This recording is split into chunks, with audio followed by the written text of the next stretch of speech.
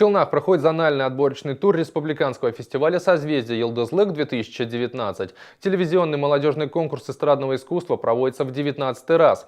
Ежегодно в нем принимают участие более 70 тысяч одаренных детей и молодежи. Фестиваль для них – прекрасная возможность продемонстрировать свой талант, расти и совершенствоваться.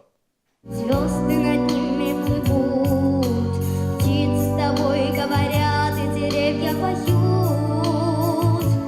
В первый день отборочного тура на сцену ДК КамАЗа вышли наши юные челнинцы в возрасте от 5 до 15 лет. Это около 70 исполнителей и 19 творческих коллективов. Они выступают в 3 номинациях – вокал-соло, вокальный ансамбль и конферанс. «Созвездие» – большой стимул как для детей, так и для их родителей и педагогов. Преподаватель вокала Альфия Зайнуллина с 2003 года ежегодно готовит к конкурсу по несколько человек. Дети стали настоящими профессионалами. Это Эльмира Гельфанова, это Мусин Дамир, это Широких Роман, который сейчас учится в Петербургской консерватории. Он был гран-при в 2015 году.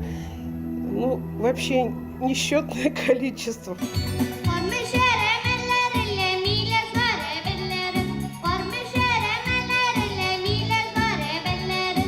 6 марта на этой сцене выступили юные дарования Елабуги Тукаевского района, а также старшие группы челнов. Всего номинаций 7. Самые популярные из них – вокал, соло и хореография. А вот стать конферансье, как Ильгиз, решились немногие.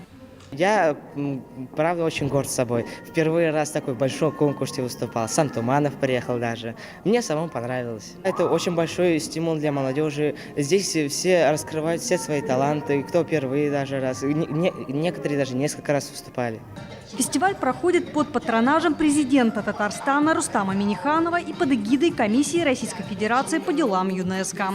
Имена победителей отборочного тура станут известны 7 марта. В этот день состоится гала-концерт. Итоги фестиваля подведут 19 апреля в Казани, где пройдет вручение главных призов и будут объявлены обладатели гран-при.